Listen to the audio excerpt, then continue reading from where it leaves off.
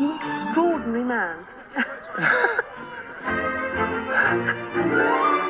Oh, it's all becoming clear now. The Doctor is the man you'd like to be, doing impossible things with cricket balls. Well, I discovered a talent, that's only true. Yeah, but the Doctor has an eye for the ladies. The devil. A girl in every fireplace. Ah, now, there I have to protest, Joan. That is hardly me. Says the man dancing with me tonight. That scarecrow's all askew.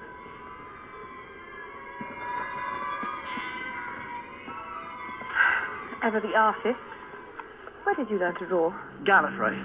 Is that in Ireland? Yes, it must be, yes. You're not Irish. Not at all, no. My father, Sidney, was a watchmaker from Nottingham. And my mother, Verity, was...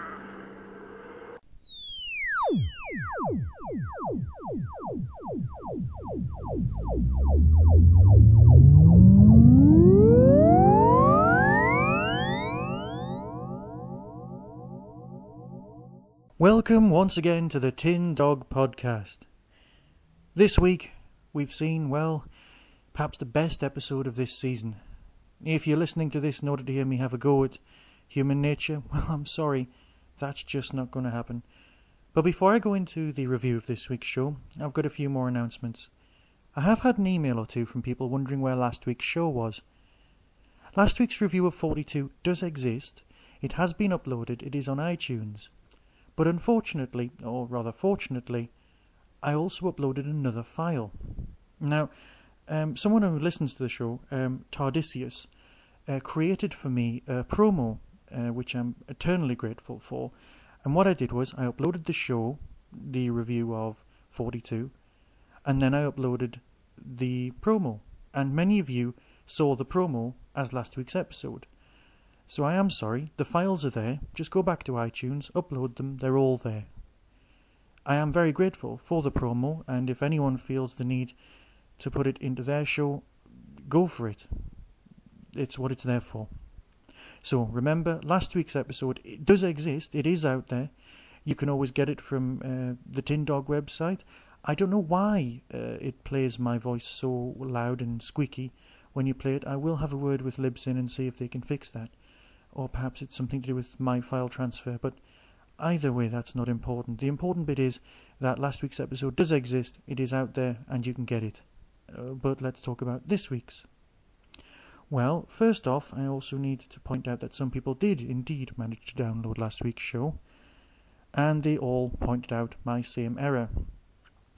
I admit I was watching the episode before I did my review, and I wasn't paying as much attention as I normally did. And for a Doctor Who fan, that's obviously an enormous sin, not paying as much attention as I should. Basically, I didn't hear the bit of the Who had the most hits, Elvis or the Beatles, was pre-download. I missed out the bit that said pre-download. I'm sorry. Obviously, that means that one or the other is correct. I tried looking it up, and to be honest, it really do get different answers. I don't want to sound like Martha's mother. Some people say it's the Beatles, but do you count remixes? I just don't know. Anyway, other people have also emailed me asking me if I'm going to be doing other shows on other Doctors, on the classic series. Well, of course the answer is yes. I am a long-time fan of the classic season. I mean, let's look at it. I've already done overviews of the first, second and third Doctors. I've got programmes planned for two Tom Baker overviews, a Davidson, a Baker and a McCoy, and one reasonably short show on Paul McGann. However, in the long run I also intend looking at all of the big finishes. So as far as I'm concerned, Paul McGann, an extremely good Doctor, will have a very long show. So don't worry, I will be getting back to those, but obviously with new Doctor Who being broadcast, I'll be reviewing this show. But then again, you only have to wait, 4 or 5 weeks? And then I'm back to the normal run. I also intend doing shows on the 3 different histories of the Dalek people, the Doctor's family, lots of other things. People have asked me for specific reviews of specific shows, specific stories, which I'm definitely going to do. I'm probably going to start off with The Invasion. That's the Troughton story with the animated bits. My feelings about the animated bits will become clear in that sort of show. So don't worry, the Tin Dog Podcast isn't going to vanish once the new series is gone. I will keep going. And to that end, in case you missed last week's show, I need to tell you that I've also added the Tin Dog podcast to Podcast Alley and Pod Planet. So if anyone feels the need to leave comments or anything, they can do it there, or vote, or whatever you do with Podcast Alley. I wasn't quite sure, but larger audience, everyone gets to find out about the show. Always a good thing, he said, possibly. I also, of course, created the MySpace group, which was discussed in last week's episode. Now, I know 2 or 3 of you had joined that, but of course you might want to join that as well. So remember, you just open up your MySpace account, open up the groups option, and type in Tin Dog, all one word. That'll take you straight to the Tin Dog podcast. And then you can, Tin Dog podcast group, and you can say hello, leave messages for other people who've listened, that sort of thing. Leave me messages saying, why I want to show on this, and that's what I'll do. I suspect I have so few listeners that I, will reply to any emails I get. That's tin, hyphen dog, GOD, at hotmail.co.uk. Right, I think that's everything covered. I'm sure there'll be something else. There was, of course, the obvious thing I wanted to talk about 42 as well. Nobody at all seemed to pick on the crapness of the monster. The design was rubbish. My sister's a welder. My sister has one of those masks. She's not scary to me at all. And I don't know, I just wasn't impressed. I would have been more scared if he'd been wearing a space suit with one of those gold visors, and the gold visor would lift up. I was just thinking that would look slightly better. But of course that's just a personal opinion. Enough of 42, not my favourite one of the series. 2, well, what is now classed as my favourite. It's the highlight of Season 3 so far, the only problem of which I'll discuss at the end, which isn't really a problem. I mean, let's face it, it's Paul Cornell. Now, I know I'm on record as saying that Father's Day is not my favourite story. Well, that's everyone. I don't think that Doctor Who deals with, oddly, time travel very well. I don't think any of the stories with time travel at its heart, or as part of the plot, really work for me, because the Doctor knows the rules and he stays away from them. But I know Father's Day has its fans out there, and I'm not going to rain on their parade. It's just saying it wasn't my favourite. However, this was just lovely. I know one of the reasons I love it is because its nods to the past run throughout. You've got the Notebook, which for me is the complete star of the show. Now I know everyone's going, Martha's brilliant. Martha becomes the Doctor in this story. She is the central character who has more knowledge than everyone else, so in a sense she's the Captain Jack, the focus of the show. And the Doctor isn't the Doctor, of course. He gets to be someone else. David Tennant's performance as someone who isn't the Doctor is extremely good. It's nice that we can see the other things. I mean, obviously the guy played the Pillow Man, which is something I would have loved to have seen. If there is a video copy or a DVD copy of that in existence anywhere, please let someone release that or make it downloadable or something. It's got to be out there somewhere. The Pillow Man is something. If you haven't experienced it and it's ever on at the theatre, just go and see it. Anyway, he was in the original cast, by the way. I'm not just rambling.